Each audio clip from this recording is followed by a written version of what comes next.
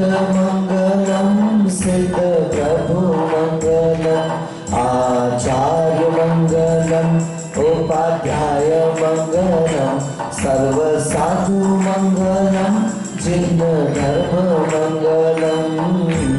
ओम उत्तमा ओंकार उत्तमा ओम उत्तमा ओंकार उत्तमा अरिहंत उत्तमा सिद्ध प्रभु उत्तमा आचार्य उत्तमा उपाध्याय उत्तमा सर्व साधु उत्तमा जिन धर्म उत्तमा। ओम शरणम ओंकार शरणम ओम शरणम ओंकार शरणम अरिहंत शरणम सिद्ध प्रभु शरणम आचार्य शरणम उपाध्याय शरणम सर्व साधु शरणम जिन धर्म शरणम। ओम गौनमन ओम मंगलम ओम उत्तमा ओंकार उत्तमा ओम शरणम ओंकार शरणम।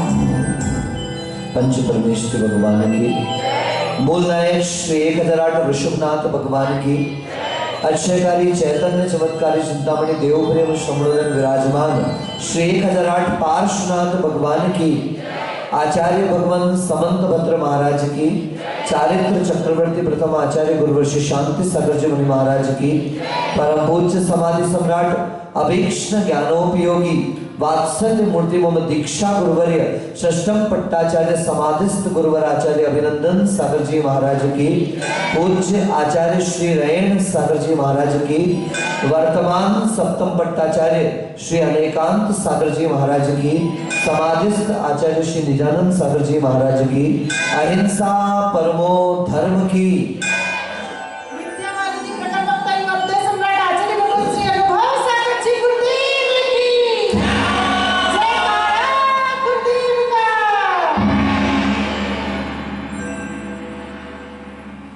मालूम भैया किसके बच्चे पपीते तोड़ डालेंगे। अहंकार में हमें कोई और नहीं दिखता, अहंकार में हमें कोई और नहीं दिखता। अपने घर की छत पर चढ़ जाओ, अपना ही घर नहीं दिखता। मुझे जब ये पंक्ति पढ़ी थी, सारा दिन इसी बात पर विचार करता रहा कि देखो कवि कहां तक पहुंच जाता है, कवि कहां कहां बातों को लगा लेता है कि अहंकार हो तो कुछ और नहीं दिखता, अपने छत पर चढ़ जाओ तो अपना ही घर नहीं दिखता। अगर दिमाग में अहंकार भरा हुआ है आपको कोई नहीं दिखाई देगा, सिर्फ क्या दिखाई देगा, मैं दिखाई देगा, मेरे अलावा कोई और दिखाई देने वाला नहीं। और जब तक गुरु महाराज कहते हैं कि जब तक अहंकार है तब तक नमस्कार नहीं हो सकता। अगर नमस्कार का भाव जागृत हो रहा है, किसी के सामने झुकने का भाव जागृत हो रहा है, यानी सबसे पहले अगर किसी एक चीज का पतन हुआ है तो वह अहंकार का पतन हुआ है। वास्तविकता में बंधु, धर्म अन्य कषायों से ज्यादा अगर किसी एक कषाय के कारण दब रहा है, झुक रहा है या नीचे जा रहा है तो उसका एकमात्र कारण है अहंकार। अगर अहंकार का पतन हो जाए तो जीव का उत्थान होने में देर लगने वाली। किस किस के हाथ में कॉर्डलेस है? बंद करिए कॉर्डलेस। सारे सीटी मारते हैं, कॉर्डलेस कहीं भी छोड़ देते हैं आप लोग, तो उसको बंद करके कॉर्डलेस छोड़ा करिए, तो ये कॉर्डलेस सीटी मारते रहते हैं। तो अहंकार में व्यक्ति को अपना ही घर दिखाई नहीं देता। जैसे अपनी छत पर चढ़ जाए तो अपना घर दिखाई, ऐसे व्यक्ति को अहंकार अगर दिमाग में आ जाए तो वह अपने अलावा किसी व्यक्ति की शख्सियत को गिनता ही नहीं है, वो अपने अलावा किसी की ऊंचाई को देखना ही नहीं चाहता, वो अपने से आगे किसी को निकलता भी देखना नहीं चाहता। जबकि साधर्मी कहता है मैं चलता हूं तुम भी साथ में चलो। जैसा मैंने आपको एक बार बताया था, नेता हमेशा क्या कहता है? Follow me. क्या कहता है नेता? बोलो, फॉलो मी। और धर्म नेता आपसे हमेशा कहेगा लेट्स गो। दोनों शब्दों में जमीन आसमान का अंतर है। फॉलो मी वो कहता है जो दूसरों को पीछे चलाना चाहता है, लेकिन ये जैन शासन इतना जबरदस्त धर्म है, दुनिया के जितने धर्म हैं वो दास बनने की बात कहते हैं। क्या बनने की बात करते हैं? दास बन जाओ, भक्त बन जाओ। लेकिन जैन शासन कहता है शिष्य बन जाओ। क्या बन जाओ? भक्त में और शिष्य में अंतर यह है, गुरु अगर भक्त बनाता है, प्रभु अगर भक्त बनाता है तो उसको हमेशा नीचे देखना चाहता है, लेकिन जो शिष्य बनाता है वो क्या कहता है? आज तू शिष्य बनेगा, शिष्य बनकर तुझे ज्ञात होगा कि जैसी मेरी शक्ति है वैसी शक्ति तेरे पास भी है, और जब तू शक्ति को पहचानेगा तो तू नीचे रहने वाला नहीं, तू ऊपर उठ करके आ जाएगा। ये जिन शासन यहाँ पर भक्त बनाने के लिए नहीं आया, किंतु आपके अंदर की योग्यता आपको बताने के लिए आया है। लेकिन हम अपने अंदर की योग्यता तब पहचान पाते हैं। एक मटका मैंने देखा था, मटका जानते हो? घड़ा। उस घड़े में एक कटोरी नीचे रखी थी और उसी घड़े में एक कटोरी कहां रखी हुई थी? ऊपर रखी हुई थी। कुछ घंटों बाद मैंने जाकर देखा कि जैसी ऊपर कटोरी रखी थी सुबह, वैसी दोपहर में भी रखी हुई है। जैसी दोपहर में रखी थी वैसी ही शाम को भी रखी हुई है, और जैसी शाम को देखी थी वैसी रात को भी रखी हुई है। एक बूंद भी पानी उस कटोरी के अंदर नहीं आया। लेकिन जब घड़े को हटाया गया तो देखा गया नीचे एक जो कटोरी रखी हुई थी वो कटोरी पूरी फुल हो चुकी, बल्कि ओवरफ्लो होने को तैयार। आप समझ गए होंगे कि जो कटोरी सिर पर चढ़कर बैठ गई वो खाली की खाली रह गई, और जिस कटोरी को नीचे रखा गया तो झुककर रही, विनम्रता के साथ रही, जिसने विनय संपन्नता अपने अंदर रखी वह कटोरी भरती चली गई। बंधुओं, ये विनय का प्रभाव हुआ करता है। हम जितना झुकते हैं, हम जितना विनम्र होते हैं, हम जितने विनीत होते हैं, उतना ज्यादा हम लोगों को सम्मान मिलता चला जाता है, हम उतने ज्यादा ऊंचे उठते चले जाते हैं। लेकिन ये भी ध्यान रखना, झुकना किसके काम में? जो आपके विनय की कीमत को समझता है, जो आपके विनय के मूल्य को समझता है, हमें उसके सामने हमेशा झुकना चाहिए। एक लकड़हारे ने दीक्षा ले ली, दीक्षा तो हो गई लकड़हारे की, सारे के सारे लोग हंसी उड़ाए, कोई भी उस लकड़हारे को सम्मान से नहीं देखता था। जब भी वो दीक्षा लेने के बाद आहार को निकले तो भी पड़गान तो उसके प्रति पक्षपात का भाव लोगों के अंदर है। ये तो लकड़हारा था, आज दीक्षा ले ली इसने, ये लकड़हारा था, ये तो साधु बन गया। जब अभय कुमार के यहाँ उस लकड़हारे का आहार हुआ, लकड़हारा था, साधु का आहार हुआ। अभय कुमार आप जानते होंगे राजा श्रेणिक के पुत्र थे, बहुत नीति कुशल। आपको अभी अगर कभी श्रेणिक चरित्र पढ़ने का मौका पड़े तो आपको ज्ञात होगा उस चरित्र को पढ़ने के बाद। आज आप दुनिया की बड़ी बड़ी यूनिवर्सिटी में MBA करने के लिए जाते हैं, अभय कुमार से बेहतर मैं समझता हूं किसी का मैनेजमेंट कभी नहीं रहा होगा। ऐसे अभय कुमार ने जब देखा कि ये मुनि तो बन गए हैं, ये साधु तो बन गए हैं, लेकिन लोगों की दृष्टि में पिछला जीवन नहीं जा रहा। कहते ना, घर का जोगी जोगड़ा और आन गांव का सिद्ध। अपने गांव का कोई व्यक्ति दीक्षा ले ले तो जब अपने को सम्मान की बात आती है, हमारे गांव के हैं, हमारे गांव के हैं, हमारे गांव के हैं, और जब कुछ काम करने की बात है, अपने ही गांव के तो हैं। सम्मान की बात आ जाए खुद के तो हमारे गांव के हैं, और जब उनके सम्मान की बात हो जाए, अरे अपने ही तो गांव के हैं। जैसे सागवाड़ा वालों ने मान लिया ना अनुभव सागर जी, तो बोलो ना, मानते हो कि नहीं मानते हो? लेकिन ध्यान रखियो ज्यादा अपने अपने के चक्कर में लफड़ा नहीं हो जाए। साधना कभी कभी क्या होता है, जब तुम्हें जाना हो काम से, पप्पू के लिए थाली खाना वाना लगा के छोड़ के चली जाती हो, अपने ही तो है, होता ना पप्पू ऐसा। तो कहीं ऐसे हमें अपने मत पाल लेगा, नहीं तो पता चला चौके में 2 लोग चले जाओ, अपने ही तो है, प्रवचन में 4 लोग चले जाओ, अपने ही तो है, जंगल में एक आध कमंडल पकड़ने चले जाओ, अपने ही तो है। ऐसे सब जगह अपने अपने मान के मत बैठ जाना भैया। उन लोगों ने भी यही मान लिया, अपने ही गांव का लकड़हारा तो था, महाराज बन गया, गांव में आया। जब अभय कुमार ने देखा कि कोई यथोचित सम्मान नहीं कर रहा है, तब अभय कुमार ने एक योजना निकाली और प्रदान किया, आहार दान किया। तो मंत्री संतरी प्रजाजन बड़े आश्चर्यचकित हैं कि राजा इतने सम्मान से उनका प्रदान कर रहा है, राजा इतने सम्मान से उनको लेकर के जा रहा है, राजा इतने सम्मान से उनको उच्चासन दे रहा है, राजा इतने सम्मान से 56 भोग बनाकर उनके आहार की तैयारी कर रहा है। भले वो खाएं ना खाएं, लेकिन उन्होंने अपनी तैयारी पूर्ण करी और ऐसे ही भक्ति भाव के साथ, विनय के साथ आहार दे रहा है। आहार हो गए, मुनिराज तो चले गए। अभी मंत्री संतरी के दिमाग में कीड़ा घुस चुका था। उन्होंने कहा, महाराज लकड़हारा था महाराज बन के आप इतनी इज्जत कर रहे हो। अब महाराज को समझ में, महाराज ने समझ लिया कि इनको तो अब रास्ता दिखाना पड़ेगा। अभय कुमार ने घोषणा करवाई कि जितनी प्रजा है मेरे सैनिक उसके घर पर आएंगे, वो अपना 1 तोला मांस, क्या करना है बोलो, क्या 1 तोला मांस जो है ना, वो ला करके अपना आपको राजा के रोग का निवारण करना, उसके लिए देना है। और नहीं दे सको बोलो, क्या नहीं दे सको तो कम से कम 100 स्वर्ण मुद्राएं एक व्यक्ति को देनी पड़ेंगी। गरीब आदमी के लिए अलग योजना थी, अमीर के लिए अलग योजना थी। बंधुओं, सारा दिन गुजर गया, वहां पर एक भी तोला मांस नहीं पहुंचा, लेकिन राजसभा में स्वर्ण मुद्राओं के ढेर लग गए।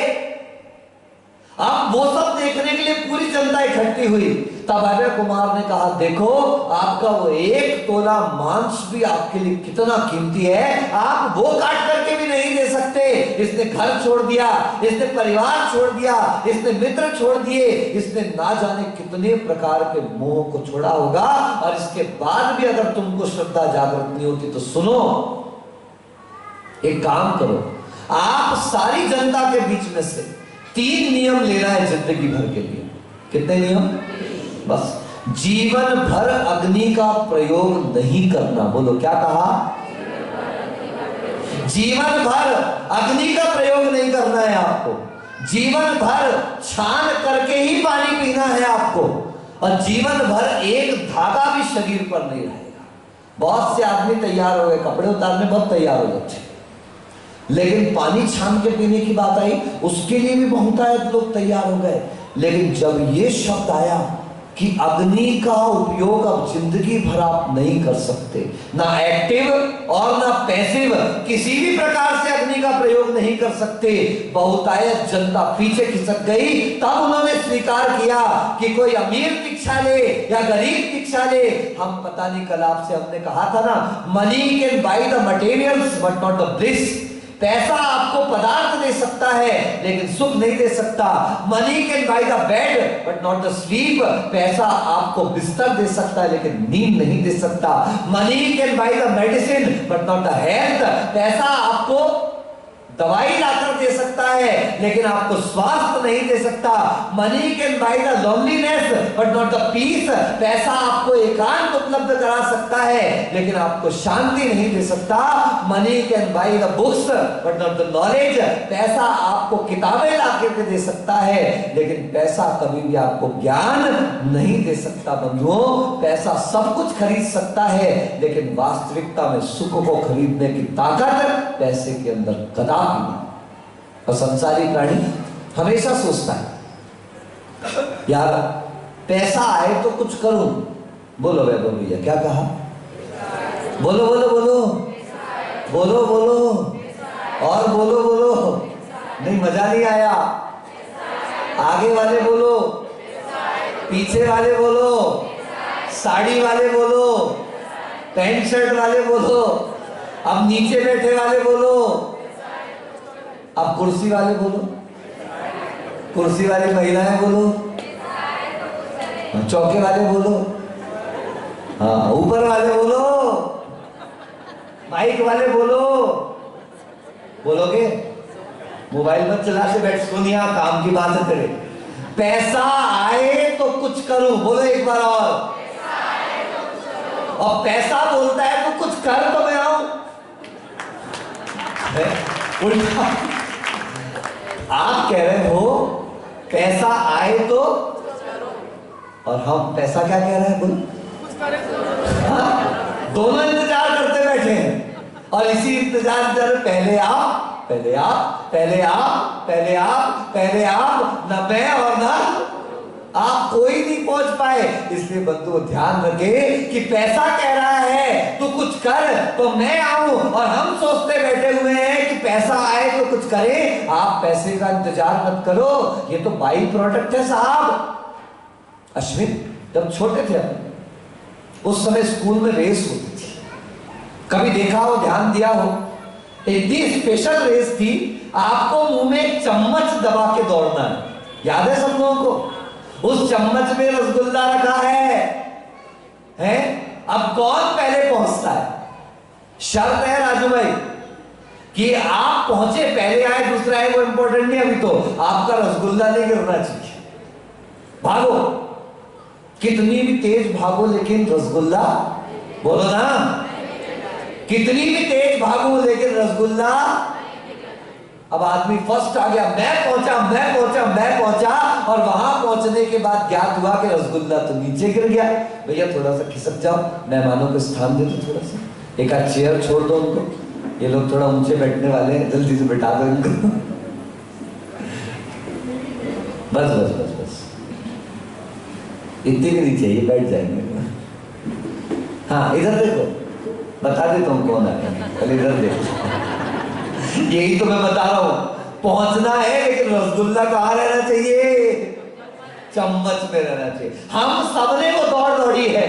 मुझे ध्यान है लगभग स्कूल के कॉम्पिटिशंस में एक ये कॉम्पिटिशन होता था, ऐसी दौड़ जिसमें आप सामने तो आओ, आगे तो पहुंचो, फर्स्ट तो आओ, लेकिन आपकी चम्मच का रसगुल्ला नहीं गिरना चाहिए। अगर आप रेस में वहां तक पहुंचते हैं वो सफलता है, और जो चम्मच में रसगुल्ला है वो आपकी संतुष्टि है। बंधुओं याद रखना, अगर सफल हो गए लेकिन सेटिस्फेक्शन नहीं आया, संतुष्टि नहीं आई, ऐसी सफलता का कोई मूल्य नहीं है। और हो सकता है कुछ कम भी है आपके पास, कुछ न्यून भी है आपके पास, लेकिन आप संतुष्ट हो, आप सेटिस्फाइड हो, उससे बड़ी कोई दूसरी सफलता नहीं होती। एक राजा ने कहा अपने बच्चे का चेकअप करवा ले। आप लोग करते हो ना आजकल, एक बॉडी चेकअप करवा लेते हो, महीने में, 15 दिन में, कोई 6 महीने में, कोई 4 महीने में, करवाते रहना चाहिए, क्योंकि आजकल हिसाब किताब चल रहा है। क्या?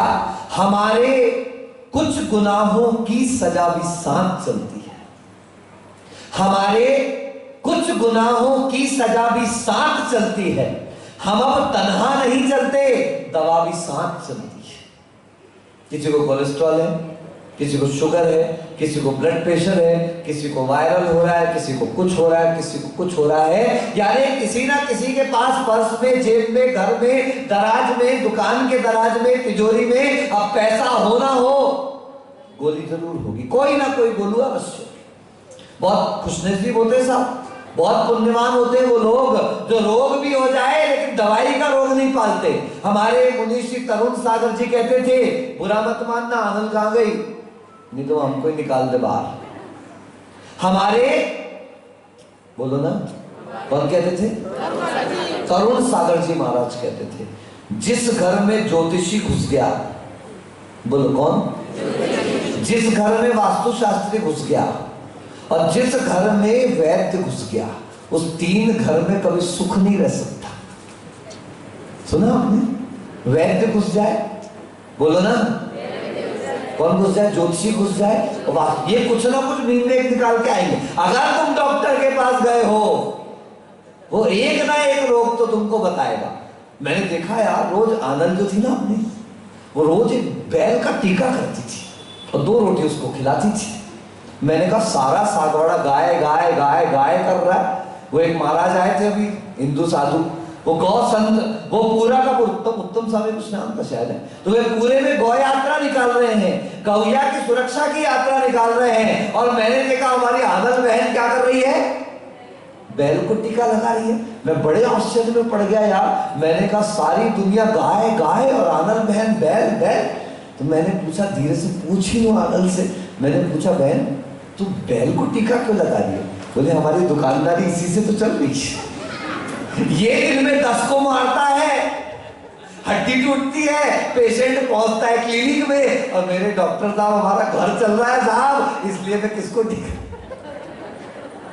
तो जो एक के लिए सुख होता है वो दूसरे के लिए क्या हो जाता है? दुख हो सकता है। इसलिए बंधुओं, अहंकार कभी मत करना। मैं 10 दिन से एक ही शब्द पे टिका हूं, सारे पाप की जड़ क्या है? अहंकार। देखो फुटबॉल पे जितनी हवा भरो उतनी लात पड़ती है। जिस फुटबॉल में हवा नहीं भरी उसको लात नहीं पड़ती, लेकिन जिस फुटबॉल में, जिस वॉलीबॉल में, जिस बास्केटबॉल में क्या हो, हवा भरी हो, वो हर जगह पिटती है, हर जगह पिटती है। ऐसी अहंकार की हवा भर जाए, उसका हर जगह उसको ठुकना है, पिटना है। क्योंकि जब तक तुम्हारे पास बल वैभव है, अहंकार में 3 गए, रावण, कौरव और कंस। आप देख लो कितना वैभव था इनके पास, कितनी संपन्नता थी, कितनी शक्ति थी, लेकिन अहंकार का परिणाम रावण, कौरव और कंस, ऐसा पतन हुआ उन लोगों का कि किसी को मुंह दिखाने लायक भी नहीं रहे। आज तक विश्व में अगर किसी बुरी चीज के लिए उदाहरण देना हो तो किसका उदाहरण दिया जाता है? बोलो ना। लेकिन मैं कितना भी प्रवचन दे दूं कोई फायदा नहीं है साहब। महाराज जी ऐसा क्यों कह रहे? देखो ना, मैं 1 घंटे राम के ऊपर प्रवचन करूं, 1 महीने तक राम कथा कर लूंगा आपके यहां, ठीक है ना। अब आप मुझे इतना बताओ, मैंने राम के सारे गुण आपको बताए, मर्यादा पुरुषोत्तम, पत्नी का ख्याल रखने वाले, पिता के बिल्कुल आज्ञाकारी, भाइयों में प्रेम रखने वाले, प्रजा का हित चाहने वाले, हमेशा धर्म ध्यान करने वाले। एक रावण जो सिर्फ विषय वासना का पुतला दिखाई देता है। अब यहां पर 2 मूर्तियां रखी हैं, मैंने सारा प्रवचन किया, और प्रवचन के बाद यू हैव आइदर चॉइसेस, या तो आप राम की मूर्ति घर लेके जा सकते हो, या तो आप रावण की मूर्ति घर लेकर के जा सकते हो। बोला आनंद भाई, कौन सी लेके जाओगे? हाँ, राम की मूर्ति। किसी से भी पूछ लो, छोटे से बच्चे से पूछो, बूढ़े आदमी से पूछो, जवान से पूछो, स्त्री से पूछो, पुरुष से पूछो, सब क्या कहेंगे? किसकी मूर्ति लेके जाएंगे? बोलो भैया, राम की मूर्ति लेकर के जाएंगे। अब आखिरी प्रवचन समाप्त हुआ, राम के गुण ही गुण बताए, रावण के दोष ही दोष बताए, और आखिरी में एक अनाउंसमेंट और करता हूं, रावण की मूर्ति सोने की है, राम की मूर्ति पीतल की है। बोलो भैया, हंसते हो आप लोग? बोलो ना भाई, स्वाभाविक है। महाराज नाम तो लेंगे किसका, लेके किसको जाएंगे? हम तो रावण की मूर्ति गला के राम की बना लेंगे महाराज। है सोने सुनार बैठे, पूरा भरा पड़ा है सागवाड़ा, जिसके आने जाएंगे वहां सोना बन जाएगा, और रावण क्या बन जाएगा? राम बन जाएगा। ये हमारी मान्यता है, ये हमारी धारणा है, ये हमारी मानसिकता, इसलिए सुन रहे हैं, आ रहा है, लेकिन उसके बाद भी परिवर्तन नहीं हो पा रहा। हम कहते तो राम राम है और करते क्या है? रावण रावण। मुझे तो आश्चर्य होता है, दशहरा आएगा, यहां जलाएंगे दशहरा मैदान में रावण को, और अच्छे अच्छे देखने के लिए जाएंगे। वो रावण की भी रोने की आवाज आ रही नीचे से। कल ही रात को मैं सो रहा था, नींद लगी थी, अचानक नींद खुल गई। मैंने सोचा यार ये कौन रो रहा है। मैंने बहुत ध्यान लगाया, वापस 12 साढ़े 12 बजे ध्यान में बैठा, तब रोने की और जोर जोर से आवाज आने लगी। मैंने रो कौन रहा है? जब ध्यान में बैठा तो मेरे ध्यान में रावण आया। रावण नरक में बैठा है, तीसरे नरक में, वहां में रो रहा था। तो मैंने उससे पूछा, रावण तू क्यों रो रहा है? तो रावण कहता है, मैंने एक बार सीता को उठा लिया तो अभी तक के धरती वाले मेरे को जला रहे हैं, और ये सारे रावण जहां निकलते हैं वहीं सीता का चीरहरण करते हैं, वहीं आंखों से सीता का अपहरण करते हैं। इतने सारे रावण और मुझे जलाने के लिए दशहरे में पहुंच जाते हैं। मैंने एक बार देख लिया, एक बार उठा लिया, और उसके बाद भी उसको छुआ नहीं। रावण का नियम था, दशानन का नियम था, स्वदार संतोष व्रत। बोलो कौन सा व्रत? जिस स्त्री ने मुझे स्वीकार किया है, सामाजिक रूप में जिसको स्वीकार किया है, उसी के साथ काम सेवन करूंगा, बलात्कार नहीं करूंगा। ऐसा रावण का नियम था। महान था वो रावण कि जिसने सीता के प्रेम में पड़कर उस सीता को उठा तो लिया, लेकिन मजाल कि उसके आंगन में रही, लेकिन रावण ने कभी उसको बलात् स्वीकार करने की कोशिश नहीं करी। परिणाम तीर्थंकर बनेगा। आने वाले समय में धर्म तीर्थ का प्रवर्तन करेगा। ये देख लो धर्म का प्रभाव। आचार्य समंतभद्र कहते हैं, इसमयेन योना नंत्येति धर्म स्थान गर्विताशय सोत्येति धर्म मात्मीयम न धर्मो धार्मिक। अहंकार में आकर, घमंड में आकर, मद में आकर के कभी वो धर्मात्मा का कभी तिरस्कार नहीं कर देना। एक दिन की बात है, बताता हूं, नाम नहीं बताऊंगा, जगह नहीं बताऊंगा, व्यक्ति नहीं बताऊंगा, लेकिन देखो साधुओं के साथ भी व्यक्ति क्या कर जाता है। आप मुझे बताइए, लगभग आपको ज्ञात होगा, लगभग साधु 3 सवा 3 बजे सुबह उठ जाते हैं। बोलो कितने बजे उठ जाते हैं? बोलो ना, अच्छे से याद रखो, कितने बजे उठ गए? जब तुम्हारे बच्चे आजकल सो रहे हैं। मैंने एक लड़के से पूछा, मैंने कहा कभी सुबह का सूरज देखा क्या? बोले बाबूजी देख के ही सोता हूं। मैंने पूछा बेटा कभी सुबह का सूरज देखा क्या?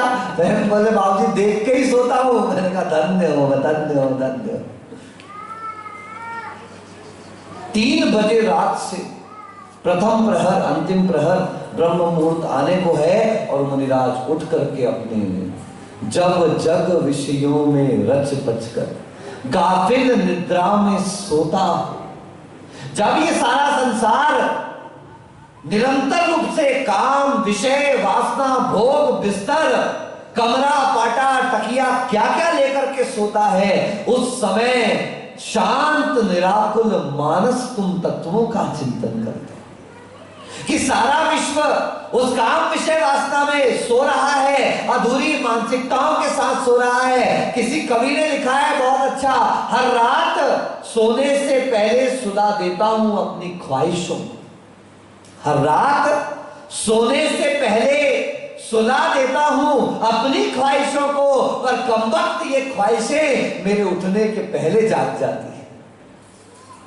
मैं सोता हूं सुला के, सो जा सुबह देखेंगे, लेकिन मैं उठ नहीं पाता और उठने के पहले मेरी ख्वाहिशें जागृत रहती। बंधुओं, इतनी बुरी स्थिति हो गई। पहले कहते थे कराग्रे वस्ते लक्ष्मी, कर मध्य तु सरस्वती, कर मूले तु गोविंदम, प्रातः उत्थाय दर्शनम।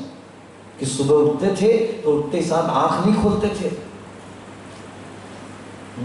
अब देखो, पहले हाथ देखते थे। कराग्रे वस्ते लक्ष्मी, ऐसा शिशु मंदिर में पढ़े हम, सरस्वती शिशु मंदिर सिखाया गया था कि कर के अग्रभाग में लक्ष्मी है, कर के मध्य भाग में सरस्वती है, और कर मूले तो गोविंदम, दर्शन करो। ऐसे अपने प्रातः काल को प्रारंभ करो। प्रेरणा जी सुन रहे हो?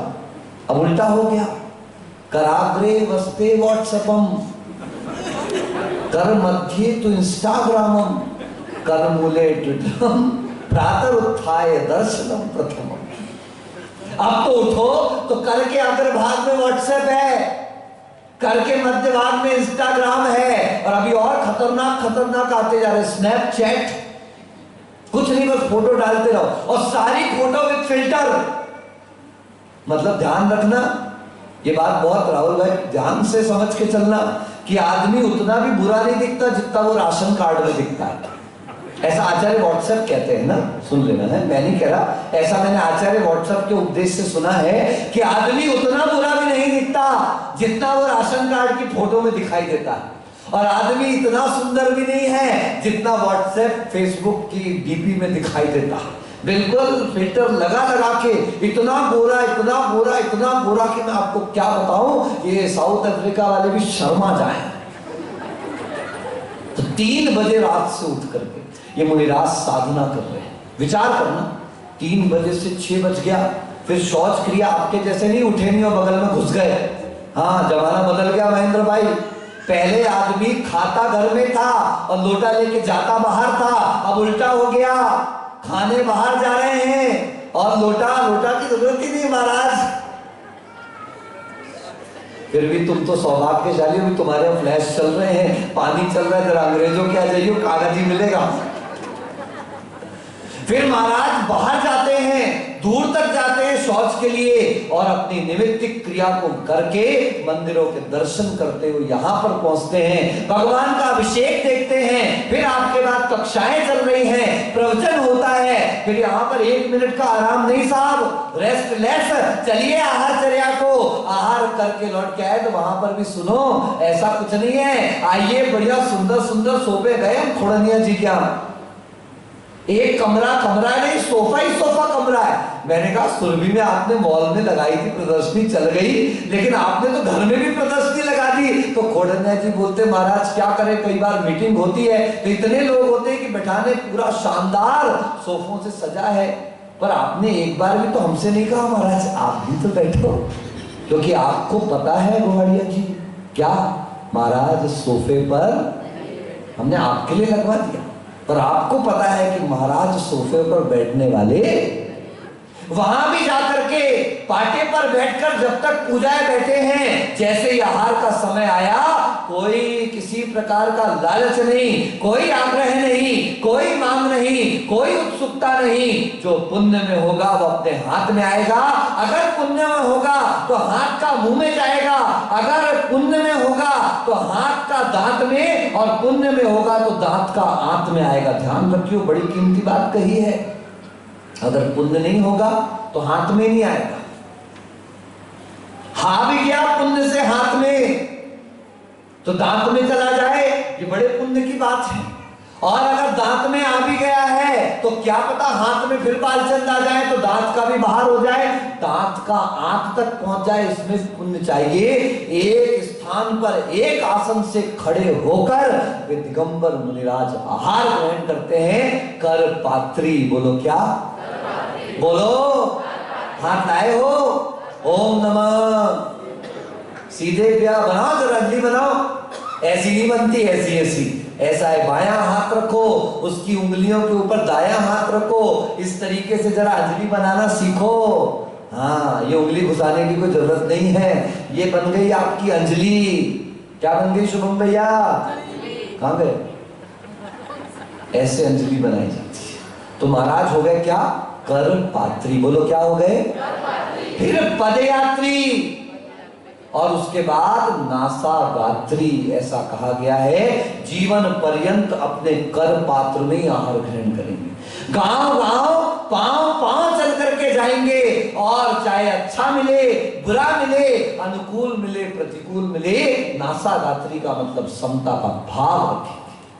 अब आहार करके लौट के आए, अब महाराज को क्या करना है, बोलो, सोना है, विश्राम करना है, क्या करते, बोलो बोलो, पक्का ना, तो कम से कम तुम्हारे अंदर इतनी अकल तो होनी चाहिए कि अब महाराज के सामायिक का समय हो गया है तो हमको क्या करना चाहिए, बोलो ना, 12 से 2-2:30 कम से कम खुद की अकल से लगाओ कि जब आपको भी अपने लिए समय चाहिए है तो सारा दिन ध्यान अध्ययन ज्ञानाभ्यास में लगा साधु, अपनी चर्या में लगा साधु, कम से कम उतने समय जाकर के उन साधुओं को प्रतिकूलता उत्पन्न, अरे हम तो इधर से आए हैं, हम तो उधर से आए हैं, हम तो वहां से आए हैं, हमारा तो उल्टा हो गया, इंतजार हमारा आपको करना था, उल्टा हो गया, आप जब आओ बिल्कुल घोड़े पे तैयार। नहीं बंधु, आप नियम ले लो, हम कभी भी किसी साधु के दर्शन करने जाएंगे उनके योग के समय में, उनके आवश्यक समयों में कभी हम व्यवधान उत्पन्न नहीं करेंगे। अगर सरलता सहजता से आपको मिल गया, वैसे तो साधु दरवाजा नहीं लगाते, मगर अगर कभी साधु का दरवाजा किसी कारण से बंद है, आप एक बार आग्रह कर सकते हैं, लेकिन बार बार खट खट पट पट करने का अर्थ है आपको साधु के ऊपर विश्वास ही नहीं।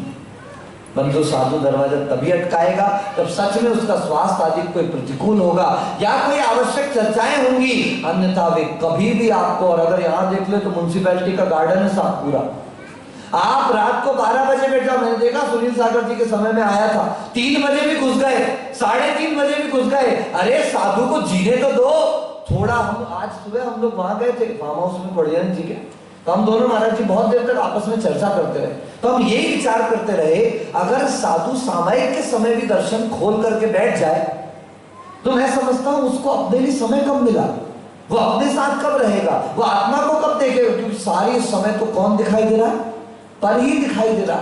इसलिए बंधुओं कभी तिरस्कार नहीं करना, ये सारा दिन साधुचर्या निभाओ।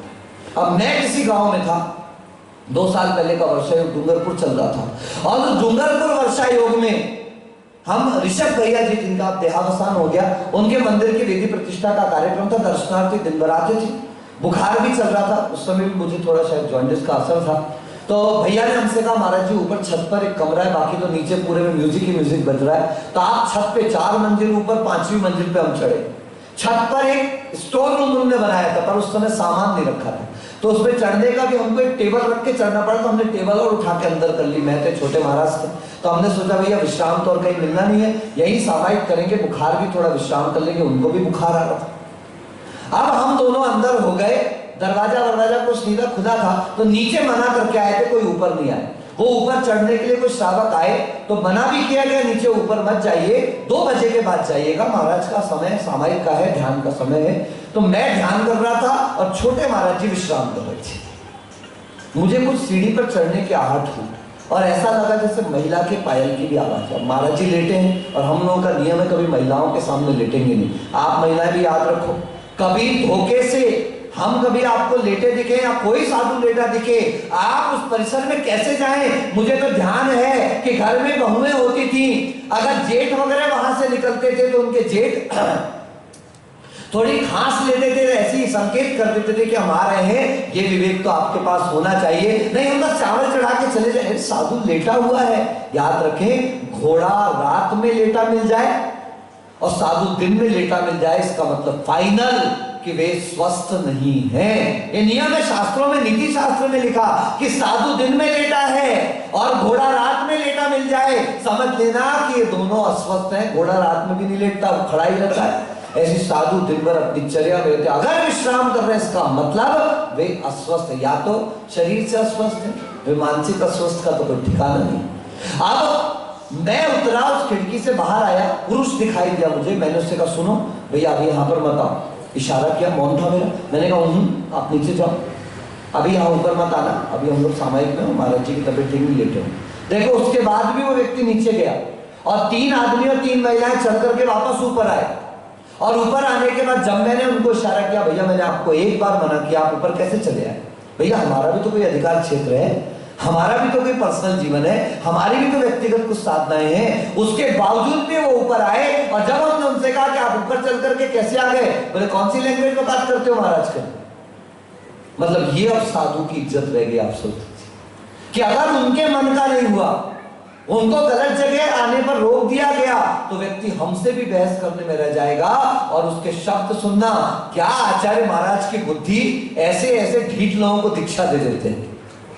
आप मुझे इतना कष्ट हुआ, उसके शब्दों का कष्ट नहीं हुआ, मुझे इस बात की फील हुई कि सोचो, उसको सिर्फ अनुशासन के लिए अगर हमने सही रास्ता बता दिया, वो हमको आंख दिखाने लगा, वो हमको जवाब देने लगा, इसका अर्थ आपकी वास्तविकता में साधु के प्रति कोई विनय शेष बची नहीं। बंधुओं, ये अहंकार में आकर अगर धर्मात्मा का आप तिरस्कार करते हैं तो याद रख लेना कि धर्म भी कभी टिकने वाला नहीं। क्योंकि आज धर्म दिख रहा है तो धर्मात्मा के कारण दिख रहा है, अगर धर्मात्मा नहीं तो धर्म का प्रभाव भी नहीं दिखने वाला।